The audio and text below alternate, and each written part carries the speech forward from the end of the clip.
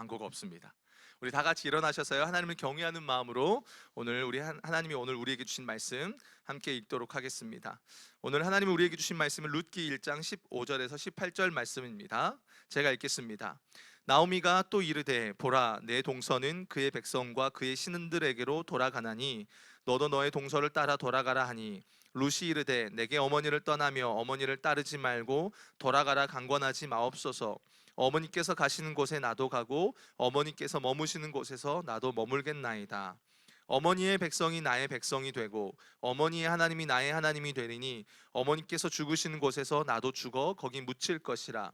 만일 내가 죽는 일 외에 어머니를 떠나면 여호와께서 내게 벌을 내리시고 더 내리시기를 원하나이다 하는지라. 나오미가 룻이 자기와 함께 가기로 굳게 결심함을 보고 그에게 말하기를 그치니라. 아멘. 자리에 앉으시겠습니다. 제가 최근에 이제 하나 읽은 책이 있습니다. 답 없이 살아가기, 답 없이 사랑하기라는 책이 있습니다. 김영희 목사님이 쓰신 책인데요. 제가 한 2, 3년 동안 삶에 대한 고민이 정말 많았습니다.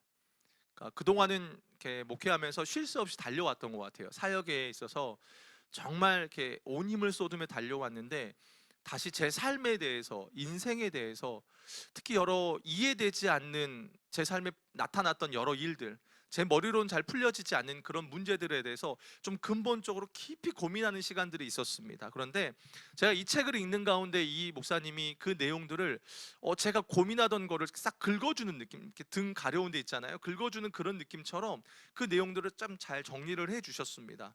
그래서 오늘 설교의 전체 흐름도 그 책의 내용들을 조금 가지고 왔어요. 여러분들이 나중에 기회가 되시면 그 책을 한번 쭉 읽어보시면 좋지 않을까 생각이 듭니다.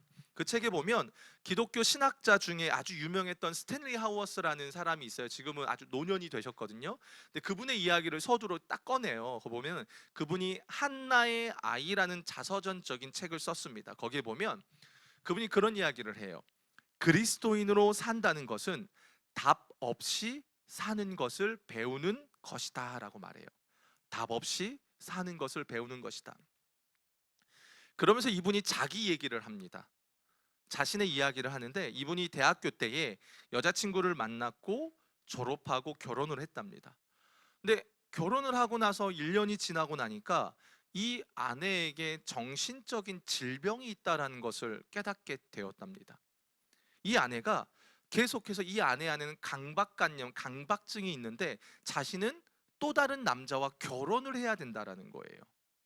결혼하고 1년이 지났는데 자긴 또 다른 남자랑 결혼을 해야 된다라는 겁니다. 그런 강박관념이 있었다라는 거예요. 그걸 벗어나지 못했다는 겁니다.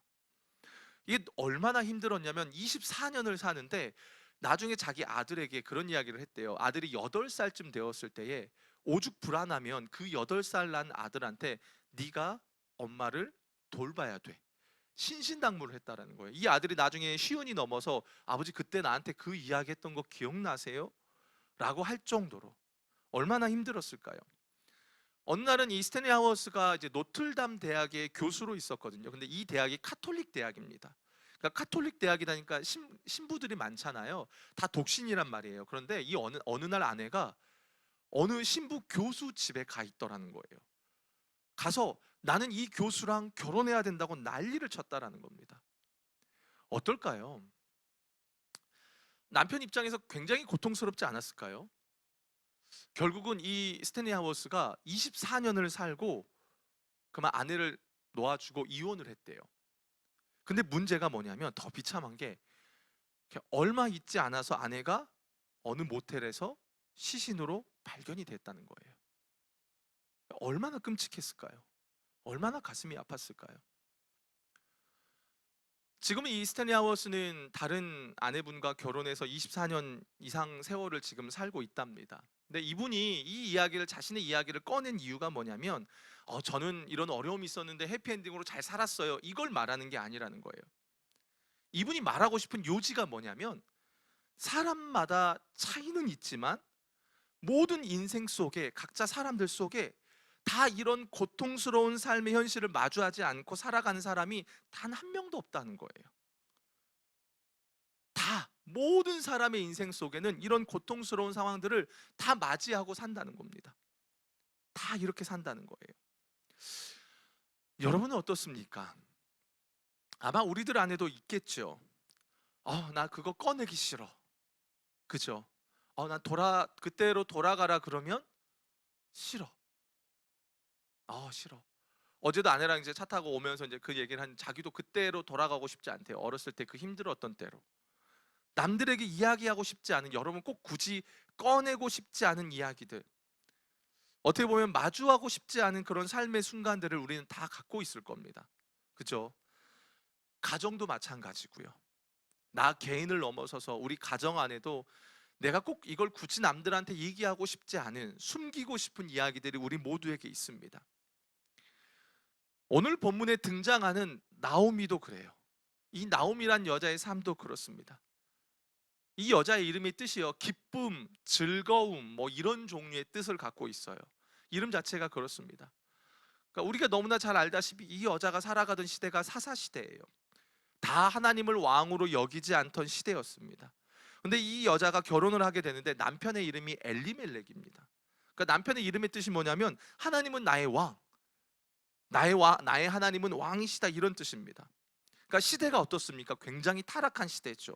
근데 부모가 자식의 이름을 그렇게 지어줬다면 부모의 신앙이 그래도 나름 있는 사람일 거예요. 아마 이 가정이 나름 믿음의 뼈대에 있는 집안이었던 모양입니다.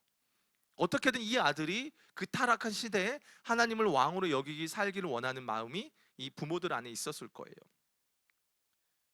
이 두 사람이 결혼을 해요. 나오미하고 엘리멜렉이 결혼을 합니다. 그렇게 두 아들을 낳고 또 그 가운데서 거주하며 베들레헴에서 살아가는 가운데 이제 베들레헴에 흉년이 드는 거예요. 흉년이 드는 겁니다. 그리고 엘리멜렉이 이민을 결정합니다.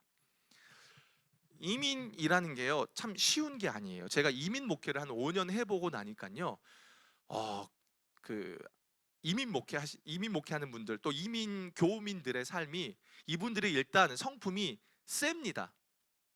이렇게 우리는 이렇게 온화하잖아요. 이분들은 뭐 하나 툭 건드리면 그냥 팍 나와버려요. 세요.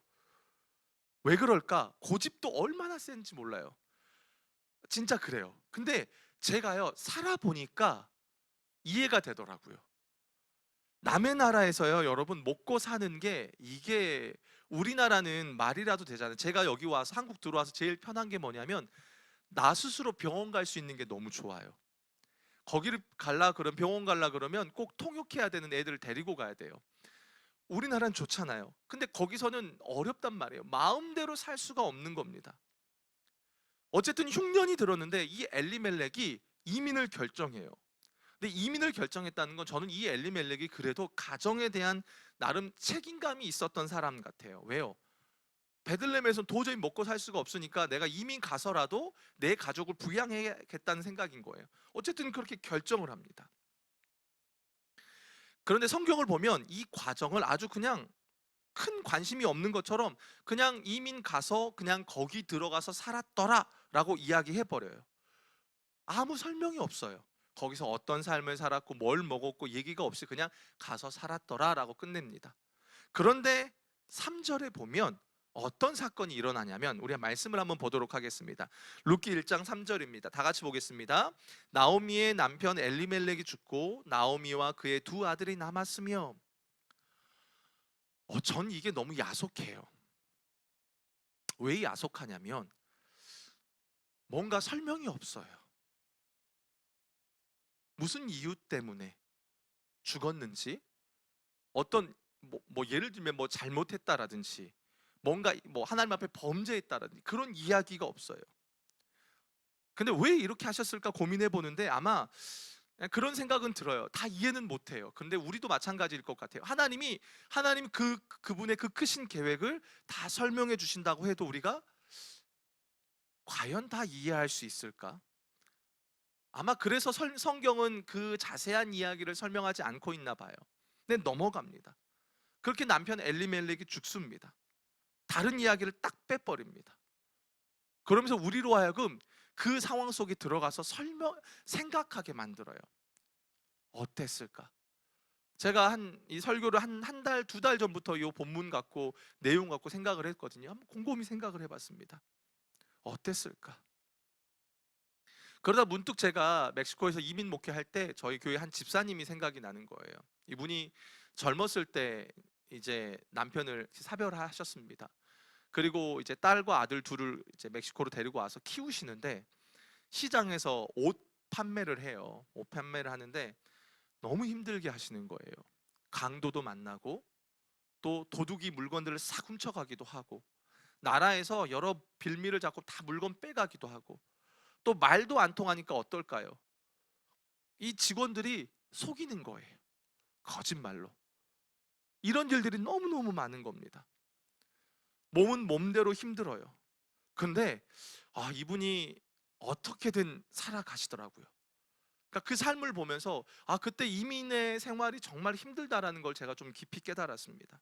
아마 나오미의 삶도 그러지 않았을까요? 남편을 갑자기 사별하고 정신이 없었을 겁니다. 어떻게 살아야 정신을 차릴 틈도 없었을 겁니다. 그렇게 하루하루를 살아가다가 우여곡절 끝에 그 지역 모압에 있었던 여자들 중에서 아내 둘을, 며느리 둘을 딱 맞이합니다. 아들 둘을 홀어머니가 장가를 보낸 거예요. 이것도 쉽지는 않았을 거라고 생각이 들어요. 그런데 더 꺼내기 싫은 이야기가 성경에 등장합니다. 바로 나오미의 두 아들인 말론과 기론이 죽습니다. 말이 되지 않은 이야기죠. 도저히 하고 싶지 않은, 그죠? 우리 인생 속에서 어떻게 보면 드라마에나 나올 법한 이야기인 것 같은 너무나 충격적인 순간이죠. 근데 이 상황이 나오미에게 어떻게 다가갔을까요? 요 순간을 보통 나오미가 이제 그 모압으로 이민 간 지 한 10년 정도 되었을 때로 학자들이 봐요. 10년. 그러니까 어느 정도 좀 정착할 만하니까, 그죠? 10년이면 좀 정착할 만하더라고요. 제가 보니까요. 근데 이런 일들이 터지는 겁니다. 이 나오미가요, 나름 신앙이 있었던 여자예요. 나중에 며느리들과 헤어질 때 보면은 그런 부분들이 나와요. 자기가 신앙이 있었어요. 그런데도 이 상황을 마주하면서 어땠을까요? 하나님께 원망하는 시간이 있지 않았을까요? 하나님, 제가 뭘 잘못했습니까? 내가 뭘 잘못했습니까? 남편을 보내고 아들 둘까지 아마 따지지 않았을까요? 그러다 곰곰이 한 번 더 생각해 보지 않았을까요? 이거 내가 모압으로 이민 오는 게 잘못한 거였을까? 어디서부터 잘못이었을까? 야, 이거 모압 여자들, 여호와의 총회에 들어오지도 못하는 이방 여자들을 며느리로 맞이한 것 때문에 그럴까? 그래서 내가 이런 재수 없는 일이 있는 걸까? 이거 하나님 나 버리신 거 아닐까? 온갖 질문들이 이 여자 안에 있지 않았을까요? 우리가 보통 이 룻기를 살펴볼 때 룻이라는 여자에게 많이 집중을 하는데, 저는 이번엔 이 나오미에게 제 시선이 온통 꽂혀 있었습니다. 어땠을까요? 차라리 그냥 아들들 결혼이라도 안 시켰으면 며느리라도 없었잖아요. 이 여자들은 또, 이 며느리들은 또 과부로 살 텐데 얘네들은 또 어떻게 할까? 여러분 나중에 가셔서 이 룻기를 다시 한번 읽어보세요. 보면은요, 나오미가 갖고 있었을 그런 질문들에 대해서 성경이 아무런 답을 주지 않아요. 없어요. 상상을 해봤습니다. 이 여자의 삶이 어땠을까? 처음에는 우리식으로 말하면 멘붕이라고 말하잖아요. 정신이 없었을 겁니다.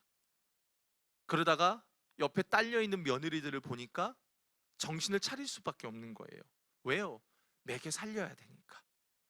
그러다가 또 자기 현실이 눈에 들어오는 거예요. 그래서 혼자 골방에서 울지 않았을까요? 때로는 하나님 앞에 탄식하고 원망하고, 그렇게 긴 세월을 이 나오미가 보냅니다. 그런데 그때 하나의 소식이 들려와요. 어떤 소식입니까? 우리 6절 말씀을 함께 보겠습니다. 함께 봅시다.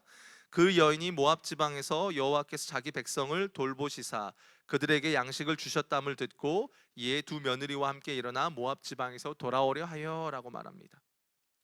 나오미가 갑자기 정신이 번쩍 듭니다. 아마 하나님을 조금 놓고 있었을지도 모르겠어요. 소문에 의해서 하나님께서 자기 백성을 돌보셨다는 소식, 또 양식을 주셨다라는 소식을 이 나오미가 듣게 됩니다. 그리고 어렵게 결정을 내려요. 어떻게 해요? 나 고향으로 돌아가야 되겠다. 어떻게 보면 절망 속에서 이 결정도 쉽지 않았을 겁니다. 왜요? 고향 사람들이 볼 때에 이 엘리멜렉과 나오미 집안은 좀 힘들다고 고향을 버리고 떠난 사람들이잖아요. 그 당시 때 고향이 갖는 의미가 얼마나 컸습니까? 약속의 땅이다. 버리고 떠난 사람처럼, 믿음 없는 사람처럼 보여졌을 거 아니에요.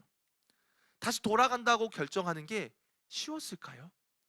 절대 그러지 않았을 겁니다. 그럼에도 이 나오미 안에는 지금 다른 게 눈에 들어오지 않아요. 왜요? 살아야 되니까요. 자기가 붙잡을 수 있는 유일한 분이 누구밖에 없어요? 하나님밖에 없는 거예요. 그래서 큰 결정을 내립니다. 두 며느리를 너희들 각자 너희들 집으로 돌아가. 하나님께서 너희들을 선대하시길 원해라고 하면서 돌려보냅니다. 근데 며느리들은 어떻게 해요? 울면서 소리 높이 웁니다. 어머니, 이렇게 말합니다. 그랬더니 1장 10절에 보면 어머니 우린 따라갈게요 라고 말하자 며느리들이 뭐라고 말해요? 나오미가 따라가겠다고 하니까 이렇게 말해요. 1장 10절을 보겠습니다. 다 같이 보겠습니다. 나오미에게 이르되 아니니이다. 우리는 어머니와 함께 어머니의 백성에게로 돌아가겠나이다. 네, 이 말은 뭐예요? 나오미가 비록 힘들었지만 그 힘든 상황 속에서도 며느리들을 잘 대해줬다는 거예요. 며느리들이 대단하기도 하겠지만 사실은 여러분 아무리 시어머니가 잘해준다고 이런 상황에서 며느리가 따라갑니까? 아니죠. 그러니까 시어머니의 믿음이 얼마나 컸으면 며느리들이 이렇게 갈 정도라는 거죠. 나오미는 결사 반대를 합니다. 자신에게서 더 이상 아들을 낳을 힘도 없고 소망도 없기에 대를 이을 방법도 없다. 결국 오르반은 시어머니의 말대로 자기 고향으로 갑니다. 그리고 룻은 시어머니를 붙쫓았다라고 말을 합니다. 이 붙쫓다라는 말이 뭐냐면 여러분 창세기 2장에 가보면 하나님이 남자와 여자를 창조하실 때에 그 쓰는 표현이에요. 뗄래야 뗄 수 없는, 하나님이 우리와의 관계를 말할 때 쓰는 단어가 붙쫓다라는 말입니다. 그런 과정이에요. 그러면서 룻이 아주 멋진 고백을 하죠. 한번 읽어볼까요? 1장 16절 여러분 큰 목소리로 같이 읽어주실까요? 시작.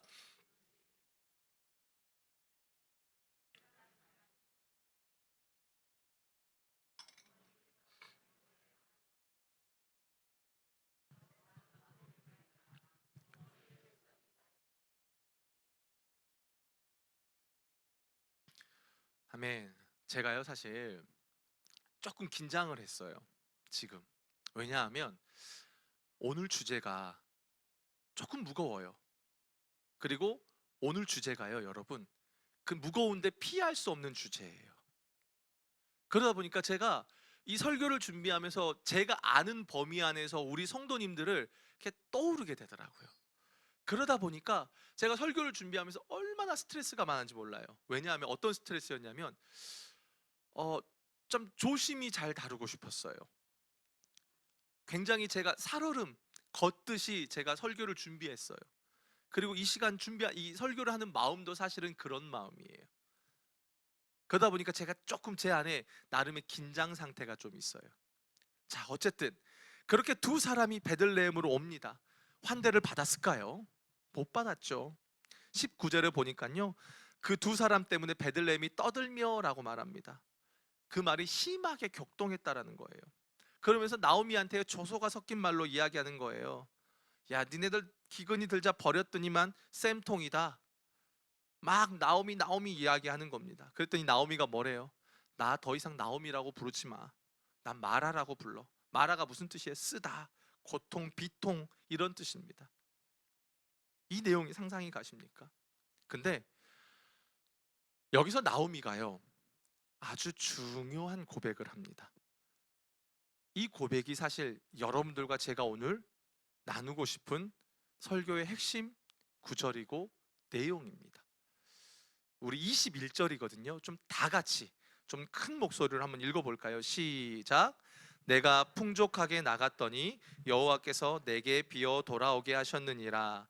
여호와께서 나를 징벌하셨고 전능자가 나를 괴롭게 하셨거늘 너희가 어찌 나를 나옴이라 부르느냐 하니라. 여러분, 무엇이 강조됩니까? 여호와. 그죠? 요거는 하나님을 원망하는 그런 말이 아니에요. 나오미가요, 자신에게 인생에 펼쳐진 그 인생 속에 답을 찾지 못한 채로 베들레헴으로 돌아옵니다. 답을 몰라요. 왜 이런 일이 생겼고 어떻게 살아가야 될지 답을 모르는 겁니다. 그냥 모른 채 그냥 하루하루 살아가는 겁니다. 그런데 이 나오미 안에 놓치지 않고 있는 그 한 가지 하나가 있습니다. 그게 뭐냐면, 이게 저는 신앙의 마지노선이라고 말을 해요. 나오미는 자기에게 일어나는 이 많은 일련의 일들 속에 하나님의 주권과 하나님의 섭리만큼은 이 나오미가 인정하고 있는 겁니다. 내가 지금 비록 마라와 같은 인생을 살고 있고, 그래서 감히 나오미라고 부를 만한 인생이 되지 못하는 불쌍한 인생처럼 보여지고, 또 나에게 펼쳐진 일들이 내 머리로는 이해는 되지 않지만 그래도 내 인생의 모든 것은 하나님께 있다. 하나님으로부터 왔고 하나님으로부터 하나님께로 향한다. 이 고백의 내용인 겁니다. 여러분, 우리는 잘 될 때만 하나님을 고백한다고 생각하지만 진짜 고백은 이때 나오는 고백이 진짜 고백이죠. 어떻게 보면 나오미는 나오미 안에 여러 풍파로 갈대처럼 흔들렸을지 모릅니다. 그러나 그 중심 안에 딱 자리 잡고 있었던 게 있습니다. 바로 하나님이 내 인생을 붙들고 있다. 이해는 되지 않지만. 어쩌면요, 우리 모두의 삶이 나오미 같은 삶은 아닐 겁니다. 그렇죠?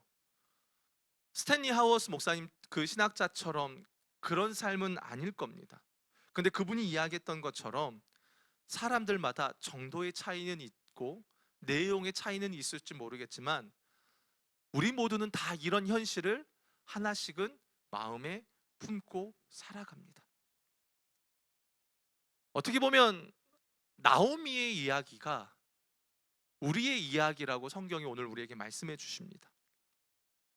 그렇지 않습니까? 어떻게 살아야지? 이런 생각이 드는 삶을 여러분 살아가고 마주하고 계시는 분들이 있을 겁니다. 일단락 해결은 했다고 생각이 들어요. 그런데 또 어떤 순간에는 또 그게 불쑥 올라올 때가 있지요. 그런데 하나님은 오늘 우리에게 분명하게 말씀해 주시고 가르쳐 주신 게 있습니다. 그런데 그 가운데 정말 우리가 놓치지 말아야 될 것은 내 인생, 내 인생을 붙잡고 계신 분이 하나님이라는 겁니다. 저는 이게 신앙의 마지노선이라고 생각합니다. 죽을 것 같고 다 포기해버리고 싶고 다 놔버리고 싶은 삶이 우리에게 언제든지 옵니다. 그런데 그 가운데서 마지막으로 유일하게 지킬 우리의 마지노선이 바로 이 고백이지 않을까라는 생각을 합니다. 나오미는요, 자기 인생에서 일어나는 어떤 일도 하나님의 관심 밖에 있었기 때문에 일어났거나 하나님의 능력 밖에 있었기 때문에 일어났거나 하나님의 뜻과 무관하게 일어나지 않는다고 믿고 있었던 겁니다. 그 말은 뭐냐면 예수를 믿는 자의 인생은 전적인 하나님 손 안에 있다. 다 하나님과 관련되어져 있다. 이걸 나오미가 깨닫습니다. 그러니까요, 나오미 안에요, 어떻게 하는지 아십니까? 삶을 포기하지 않습니다. 답은 몰라요. 자기의 머리로는 이해는 안 돼요. 그런데 포기하지 않는다는 겁니다. 나오미가 그걸 깨닫고 나니까 1장 21절에 그 고백을 나오미가 하고 나니까요, 2장에 가서부터 나오미가 자기 며느리 룻과 어떤 일을 하는지 아십니까? 당시에 거지들이나 하는 이삭 줍기를 합니다. 거지들이나 하는 일이에요. 율법에 나와 있는 것처럼 최소한으로 살아갈 수 있는, 왜 그 일을 합니까? 몰라요. 답은 몰라요. 그런데 어쨌든 간에 하나님께 나는 속해 있고 하나님이 붙드신다는 것을 아니까 포기하지 않는 겁니다. 우리는 이 룻기에서 룻의 많은 룻기를 보면 자꾸 결론에 초점을 좀 많이 맞춥니다. 목사님, 결국 룻은 잘 됐잖아요. 나오미 잘 됐잖아요. 아니요. 성경이 룻기를 기록한 목적은 결론에 있지 않아요. 과정에 있습니다. 성경에서 말하고 싶은 건 나오미와 룻이 겪어가는 인생의 애환과 고난과 아픔과 슬픔과 고통이 그들만의 이야기가 아니라 우리의 이야기다라고 말해주고 있는 겁니다. 당장 자신들에게 일어난 일 때문에 또 답이 안 보이는 인생, 답이 없는 인생을 살아가는 겁니다. 그런데 그게 우리들의 이야기라는 겁니다. 오늘 저는 이게 여러분에게 주시는, 우리에게 주시는 위로라고 생각합니다. 물론 세상 사람들도 막막하게 살아갑니다. 그런데 그들과 우리의 유일하게 다른 점은 뭡니까? 우리는 막막하고 답이 없어 보이는 세상에서 우리는 믿음으로 사는 겁니다. 이것이 세상과 우리와 유일한 다른 점입니다. 예수를 믿는 그리스도인들의 부르심은 앞이 보이지 않고 깜깜하고 칠흑 같은 길이 보일지라도 그 길을 믿음으로 걸어가는 겁니다. 물론 결론은, 우리의 최종 결론은 영광스럽죠.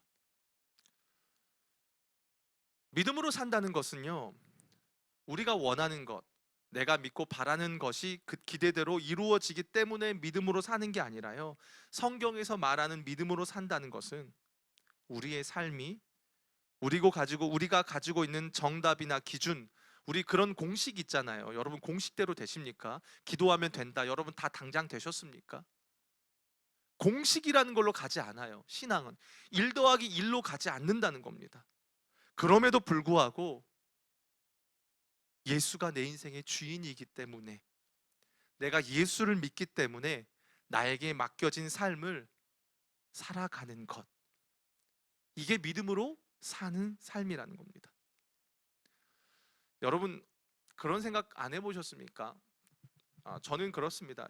어떨 때 예수를 믿고 살아가는 삶이 좀 너무 초라해 보일 때가 있습니다. 좀 구질구질해 보일 때가 있어요. 실패한 것처럼 느껴질 때가 있어요. 왜 하나님은 우리가 세상 가운데서 뭔가 좀 이렇게 드러내고 자랑할 만하고 뭔가 전부 다 이렇게 멋지고 전부 다 막 1등하고 왜 그렇게 허락하지 않으실까요? 제가 지난 2년 동안 이런 질문들이 너무너무 많았습니다. 왜 나는 실패자처럼 보이지? 왜냐면 제 삶이 실패한 사람처럼 보였거든요. 저주받은 사람처럼 보여졌거든요. 다 안 되니까. 근데 제가 오늘 성경을 통해서 확인한 건 뭐냐면, 이런 삶을 산다고 해서요, 나오미처럼 이런 삶을 산다고 해서요, 그 사람 삶에 뭐가 문제가 있어서 이런 게 아니라는 겁니다. 쉽게 말할까요? 여러분이 인생에 당하는 그 어려움과 고난, 남들에게 말하지 못하는 그런 삶의 아픔들이 있었을 겁니다. 그런데 그게요, 여러분들이 뭔가 잘못해서 그런 게 아니라고 성경이 오늘 우리에게 이야기합니다. 그럴 수 있다라는 겁니다. 모른다는 거예요. 우리는 다 모른다는 겁니다. 많은 사람들은 이런 문제가 있는 삶, 또 문제투성이의 삶, 아니 정말 인생이 어떻게 저렇게 구질구질하고 저렇게 망할 수 있어 라고 말할 수 있는 그런 삶을 살면, 하나님 나한테 벌 주신 거 아니야? 내 믿음이 너무 형편없어서 그런 거 아니야? 너 기도 안 해서 그래. 우린 뭔가 신앙의 공식처럼 이야기합니다. 너 믿음 없어서 그래. 또 반대로 술술 풀리면 너 복 받았어, 이렇게 말합니다. 근데 정말 그렇습니까? 그게 우리의 신앙을 판단하는 기준이 됩니까? 아니라는 겁니다. 성경은 그렇게 대해서 말하지 않습니다. 과정에 대해서 계속 주목합니다. 때로는 남몰래 눈물 흘리는 그 과정들, 아파하는 과정들, 그 과정에 대해서 성경의 모든 내용들은 다 이야기한다라는 겁니다. 그러면서 우리의 인생이 그렇다라는 겁니다.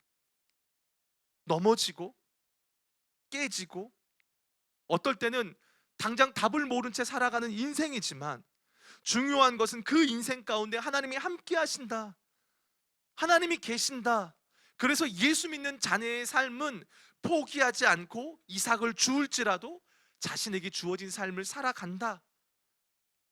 이게 룻기를 통해서 우리에게 말해주고 있는 겁니다.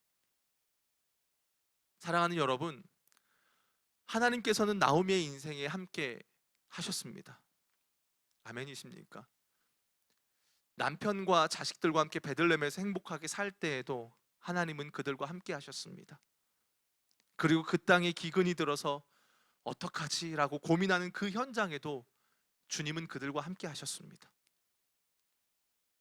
그리고 모압 땅에 가서 부딪히고 넘어지고 아파하는 그 순간 속에서도 함께 하셨고, 나오미의 인생의 눈물 가운데도 함께 하셨습니다. 그의 모든 선택 속에 하나님은 함께 계셨습니다. 제가 지난주에 예배가 끝나고 집에 돌아가는 길에 한 성도님께 전화를 좀 드렸습니다. 그분이 인생에 어떤 어려움이 있으셨습니다. 근데 그분이 그 과정을 잘 통과하셨더라고요. 그때 주님이 제 마음 안에 이렇게 전화하면서 위로하라는 마음을 주셨어요. 성도님, 잘 버티셨어요. 그 마음을 주시는 거예요. 잘 버티셨다. 주님이 성도님의 눈물을 다 아십니다. 사랑하는 여러분, 우리가 인생을 살아가는 가운데 답 없는 인생을 살아가면서 남몰래 흘린 눈물을 주님이 다 아신다고 말씀하십니다. 그 말은 뭐냐면 그 현장에 주님이 계셨다는 거예요. 그 현장에 여러분 혼자 계신 게 아니라는 겁니다. 어떤 사람은 가정이 깨어지고, 어떤 사람은 인생 자체에 어려움을 겪고, 근데 그 현장에서 내가 혼자 흘린 눈물 속에 주님은 함께 우시고 함께 계셨다는 겁니다. 우리에게 있어서 당장의 답은 모릅니다. 그런데 분명한 것은 당장의 답이 있습니다. 그게 누구냐면 예수님입니다. 예수가 우리의 답입니다. 우리는 다 모릅니다. 다 이해가 안 됩니다. 저도 지금 이해가 안 돼요. 제가 지난 2년 동안 있었던 일들 이해가 안 돼요. 하나님이 다 풀어주신다고 제가 이해할 수 있을까? 아니요. 모르겠어요. 그런데 제가 걸어온 그 여정 속에 놓치지 않고 있었던 것 한 가지는 그 상황 속에 주님이 나와 함께 계셨다는 것. 그거 하나만큼은 놓칠 수 없었습니다. 더욱이 참 감사한 것은 뭐냐면 하나님이 그 답 없이 살아가는 그 인생 속에 나오미에게요, 그 길을 혼자 가게 하는 것이 아니라 룻이라는 동역자를 붙여주셨다는 겁니다. 나오미와 룻은 단순히 시어머니와 며느리의 관계가 아닙니다. 예수 믿는 인생의 그 길을 함께 걸어가는 동역자인 겁니다. 그래서 붙조닿다라고 말을 하는 거예요. 하나님과 우리와의 관계처럼. 결국 그렇게 포기하지 않고 끝까지 하루하루를 살아갈 때에 그 룻을 통해서 다시 회복의 역사가 일어나고, 거기서 예수 그리스도의 족보 안으로 들어가는 놀라운 역사가 일어나는 겁니다. 제가 저희 장모님을 참 좋아합니다. 제가 장모님을 참 사랑하고, 저희 장모님 참 좋은 분이세요. 그러니까 예수 믿는 믿음으로 수많은 고난을 사실 이겨내신 분이세요.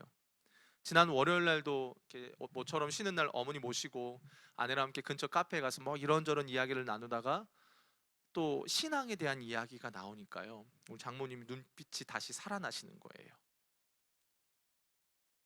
다 여러분들에게 설명을 해드릴 수는 없겠지만 우리 장모님 하시는 이야기가 그래요. 내가 예수를 안 믿었다면, 예수 믿는 것 때문에 엄청난 핍박이 있었거든요.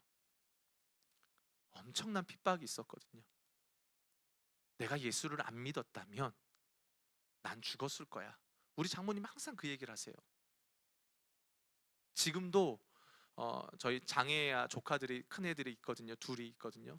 그 아이들을 이렇게 키우세요. 키우시면서 얼굴은 많이 늙으셨지만 그래도 그 믿음 하나 때문에 그 아이들을 키우고 계세요.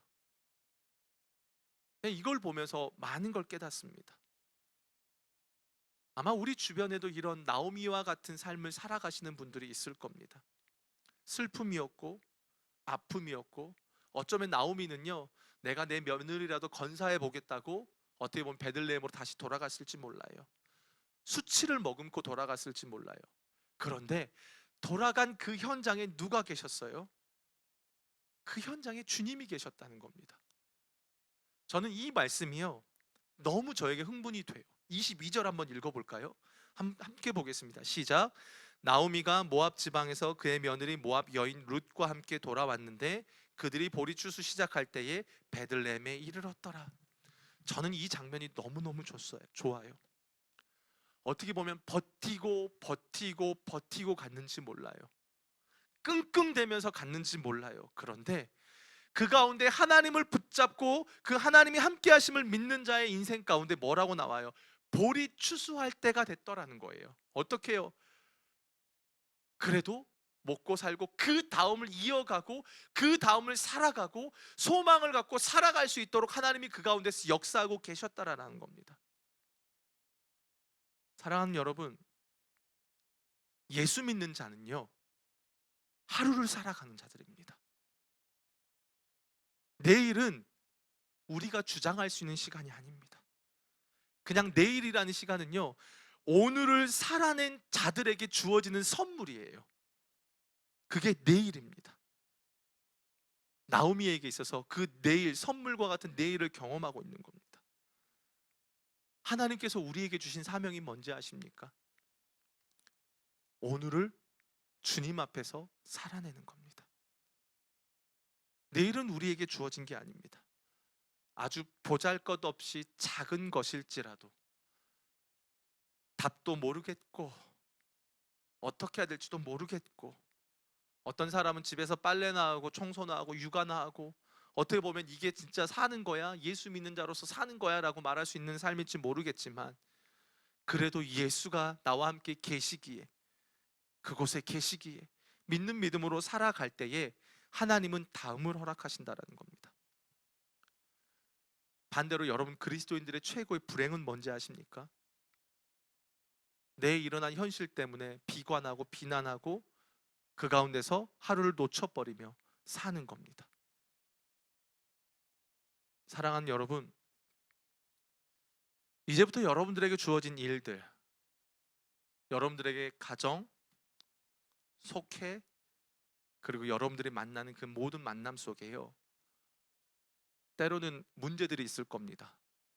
어려움들이 있을 겁니다. 이걸 어떻게 해결해야 될지도 모르는 상황들이 있을 겁니다. 예, 괜찮습니다. 그게 다 여러분의 잘못과 죄 때문에 일어나는 게 아닙니다. 성경이 말하고 있는 건 뭐냐면 우리의 인생 자체가 그만큼 고단하다고 말합니다. 그런데 잊지 마십시오. 그 모든 것 속에 주님이 여러분과 함께 계신다는 것을. 그래서 여러분에게 맡겨진 여러분의 인생을 살아내시는, 버티고 사방으로 둘러싸인 것 같아도 하늘은 열려 있기에 그 하늘을 바라보며 한 걸음 내딛는 여러분의 삶이 되시길 정말로요, 축복해 드리고 싶어요. 올 가정의 달 준비하면서 제가 이렇게 가정에 대한 제 안에 나름의 상처가 있었어요. 옛날에 청년 때. 왜냐하면 저는 이렇게 시골에서 올라와서 자취 생활하고 있었거든요. 근데 저희 가정, 그때 이 교회가 3세대 예배를 드리는 거예요. 할아버지, 아버지, 자녀 세대가 막 축복해 주는 거 하는 거예요. 저는 가족이 없잖아요. 청년 때 이제 막 신앙이 뜨겁게 타오르는데 혼자 구석지에 가서 울었어요. 펑펑. 근데 어떻게 보면 이 가정의 달 안에요, 어떻게 보면 하나님이 우리에게 또 다른 측면으로 말씀하시는 것 같아요. 내가 걸어가는 모든 여정이에요, 꼭 가정만이 아니라 내 개인의 인생 속에 하나님이 나와 함께 하신다는 것을 여러분 놓치지 않고 붙들고 살아가시는 여러분의 삶이 되셨으면 좋겠습니다. 오늘 함께 부를 찬양인데요, 제가 지난주 예배 때 1부, 2부 때도 좀 나누었던 찬양이에요. 주님 계시네라는 찬양인데요, 여기에 가사에 보면요,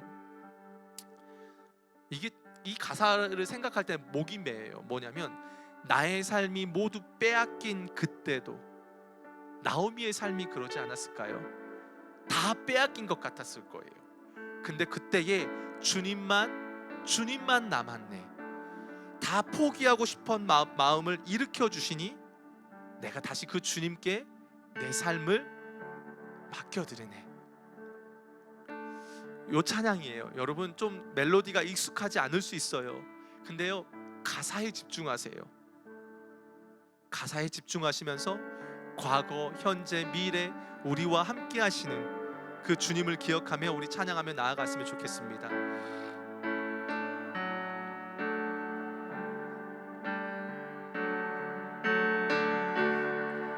우리 함께 찬양. 지나온 모든 날, 지나온 모든 날, 내 마음 닿았던 눈물에 시간들 흘러온 순간마다 나를 살리신 주님 계시네. 오늘 이 순간도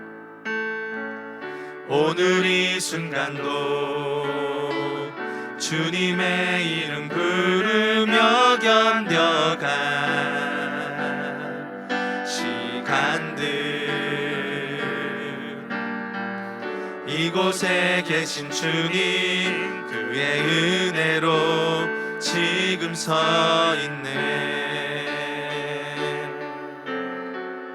나의 삶이 모두 빼앗긴 그때도 주님만 남았네. 포기했던 마음 일으켜 주시니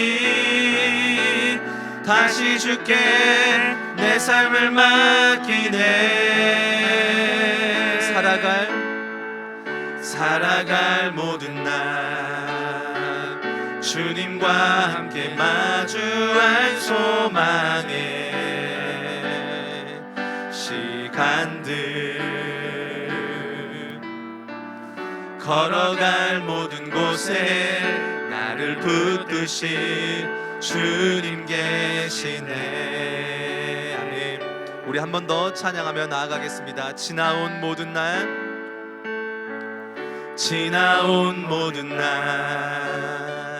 주님의 마음 닿았던 눈물의 시간들, 흘러온 순간마다 나를 살리신 주님 계시네. 아멘. 오늘 이 순간도, 아멘, 오늘 이 순간도 주님의 이름 부르며 견뎌간 시간들, 이곳에 계신 주님 그의 은혜로 지금 서 있네. 나의 삶이 모두 빼앗긴 그때도 주님만 남았네. 포기했던 마음 일으켜 주시니 다시 주께 내 삶을 맡기네. 나의 삶이 모두 빼앗긴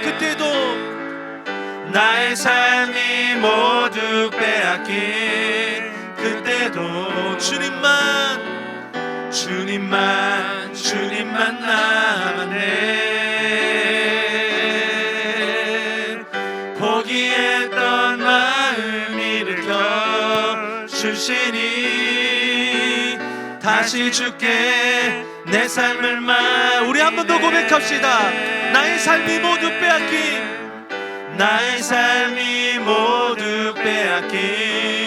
그때도 주님만 남았네. 포기했던 마음 일으켜 주시니 다시 주께 내 삶을 맡기네. 살아갈 모든 날, 살아갈 모든 날 주님과 함께 마주할 소망의 시간들, 걸어갈 모든 곳에, 걸어갈 모든 곳에 나를 붙드신 주님 계시네. 아멘. 사랑하는 여러분, 우리가 인생을 살아갈 때에 삶의 모든 게 다 빼앗긴 것 같은 삶을 살아갈 때가 반드시 있습니다. 어떤 때는요, 그냥 다 포기해버리고 싶은, 에이씨 몰라 라고 그런 마음이 들 때가 있습니다. 답이 없어 보이기 때문에 그렇습니다. 그런데 예수로 산다는 건요, 그 순간 속에도 주님이 계심을 발견하는 삶입니다. 이 시간 기도할 때 하나님, 내 영적인 눈을 열어주십시오. 그래서 내가 지난날 흘렸던 그 눈물, 그 속에도 주님이 나와 함께 계셨고 지금도 나와 함께 하시고, 나와 내가 마주해야 될, 마주하기 싫지만 마주해야 될 그 삶의 자리 속에도 주님이 나와 함께 계심을 내가 믿습니다. 주님, 그렇기에 내가 포기하지 않겠습니다. 그렇기에 내가 오늘 하루를 포기하지 않겠습니다라고 우리 주여 한번 외치며 주님과 동행하는 삶을 살겠다고 이 시간 기도하며 나아가겠습니다. 주여, 아버지, 이 시간 기도하며 나아갑니다. 우리의 삶이 나오미와 같다고 말합니다. 하나님, 나오미만큼은 아닐 수도 있고 나오미보다 더 끔찍한 삶을 살아가는 자들이 있을 수도 있습니다. 그런데 주님, 그게 우리의 인생이라고 말합니다. 내가 잘못해서, 내가 문제가 있어서, 내가 기도하면서 그런 일이 될 것이 아니라 우리의 인생이 그렇게 어렵고 고단하다고 말합니다. 중요한 것은 그 인생 속에 주님이 나와 함께하고 계시고 주님이 나를 붙잡고 계시고 주님이 나를 인도하고 계신다는 겁니다. 내가 주님 앞에 있는 그 눈물의 시간 속에 주님은 나와 함께 하시고 주님이 나의 삶을 붙잡아 주시고 또 지금도 내가 버티며 살아가는 지금 이 순간에 주님 나와 함께 하시고 내가 이제 또 맞춰야 될 그 삶의 자리 속에서 주님은 나와 함께 하신다는 것을 우리가 믿음으로 주님 구하며 나아가길 원합니다. 우리의 영적인 눈을 열어주시옵소서. 우리의 눈을 열어주셔서 주님, 우리가 그 속에서 주님 바라보고 승리할 수 있길 원합니다. 그 속에서 주를 의지하며 우리에게 맡겨진 삶을 살아내는, 오늘을 살아내는, 버티고 견디며 살아내는 우리의 인생이 될 수 있도록 우리 가운데 함께하여 주시옵소서. 살아갈 모든 삶의 순간 속에 주님 함께하십니다. 주님, 그 주님을 바라보며 나아갑니다.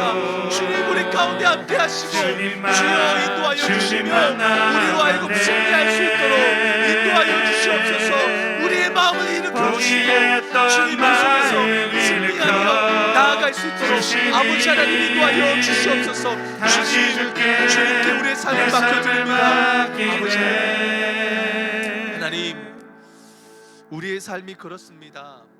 오늘 나온 나오미의 이야기가 그냥 다른 이야기가 아니라 우리의 이야기라고 말씀하십니다. 나오미가 살아갔던 그 답없는 삶, 그런데 그 속에서 주님이 함께 계심을 알기에 한 걸음 내딛고 나아가는 그녀의 삶이 우리의 인생이라고 말합니다. 어떤 이들은 나오미만큼 더 힘든 삶을 살아갔던 사람도 있을 것이고 나오미만큼은 아니지만 각자의 차이가 있겠지만 똑같이 마주하기 싫은 삶을, 꺼내기 싫은 삶을 살아갔던 자들도 있을 것입니다. 그런데 우리가 잊지 않게 해주십시오. 그 속에도 주님이 계셨고 그 속에도 주님이 우리와 함께 하셨고 함께 아파하셨다는 것을 우리가 기억하게 하여 주시고 그 주님이 오늘을 견디며 살아가고자 하는 오늘을 우리에게 허락하시고 오늘도 함께하고 계시고 또 걸어가야 될 모든 여정 속에 영원토록 함께 하신다는 것을 우리가 잊지 않고 정말 포기하지 않는 삶을 살아가는 우리 모든 포도나무 교회 성도들의 삶이 되게 하여 주시옵소서. 오늘 우리 성도들 주님 앞에 나오며 귀한 예물을 드립니다.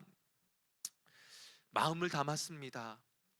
마음을 담았고 기도 제목을 담았고 삶을 담은 귀한 예물입니다.